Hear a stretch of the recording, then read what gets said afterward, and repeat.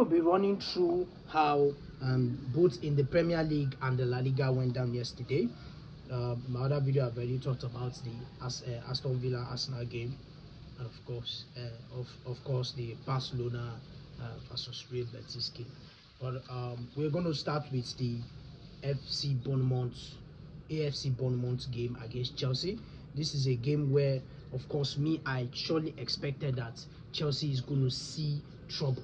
They are going to have a lot of problems in this game against Bournemouth. Bournemouth is a very good side. That's a very, very strong, stubborn, good side as well. So Chelsea, after losing their game to Leeds 3-1, a game that I expected that Chelsea would go ahead and dispatch a lot of goals in, but of course Leeds showed the zeal,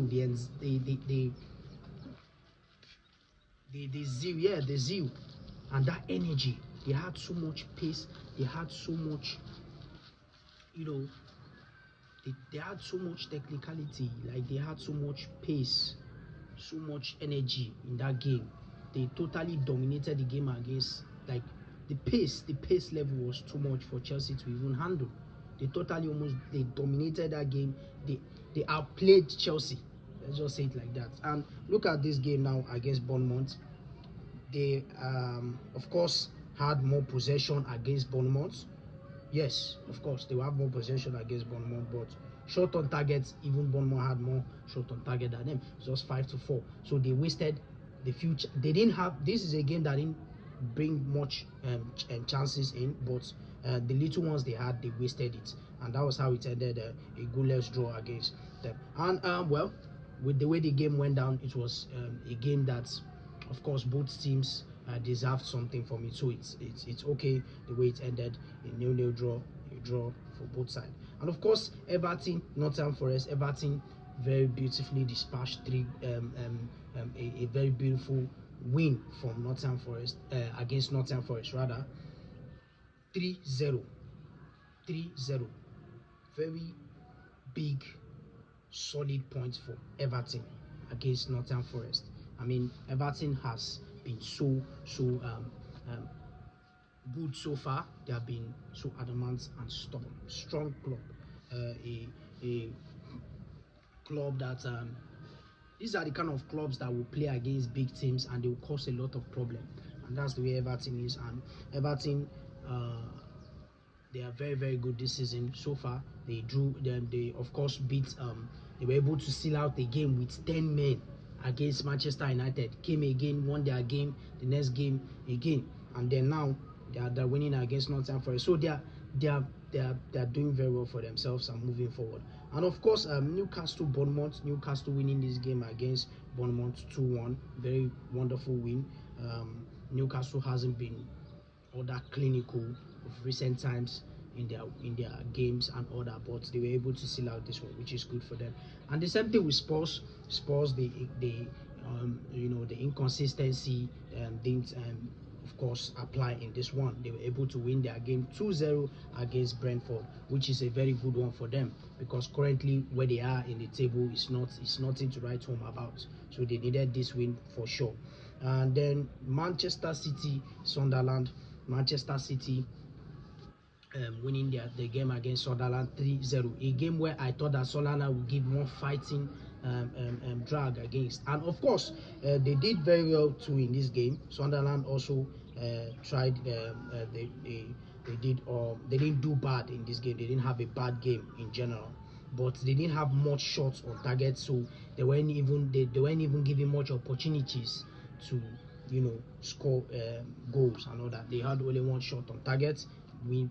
As Man City had 6 shots on target on total and just scored only 3. And of course, the possession, of course, trust that Man City will totally dominate that area of the football. And they played very fantastic game yesterday against Sunderland. Which a game, like I said, that I expected Sunderland to do much better. But of course, at some points, a big team was going to meet up to them and they are going to deal with them. After drawing the game against Liverpool, I expected that they could do something of equal in this game.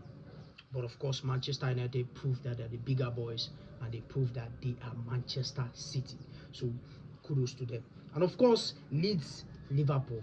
Of course, after Liverpool joined their game against Sunderland, they came again into this game and drew their game against um, you know Leeds 3-3.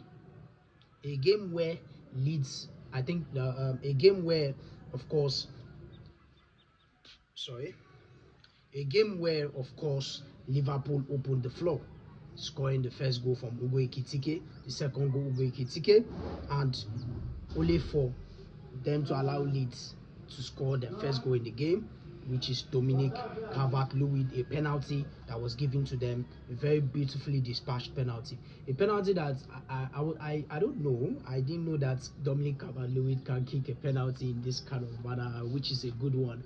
I did not expect that, but a very good one from Dominic Calvert-Lewin, very beautifully dispatched. The keeper guessed the right way, but of course, a very good one in total. And of course, Leeds also scored their second goal, making it 2-2. So they allowed Leeds to equalize this game, making it 2-2 before, of course, Dominic Szoboszlai scored the third goal. Of course, at this very moment, Liverpool should go on to work on this game, defend their block, try, maybe add one more, if not, sit back, block, defend this goal. But of course, they weren't able to, because at the 90 plus 6 minutes, they went ahead to allow Leeds to equalize the game once again, so making it 3-3. So what a performance from Leeds. They have been they back-to-back. They have not won, they have not lost any game. They back-to-back draws.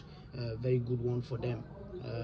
Rather, a win and a draw, so no loss for them back in 2 games now, which is a good one for them. So it's a good run for them, a very good one for them. So that's it. That's much I have for you right now. Like, share, comment, and of course follow for more. Peace out.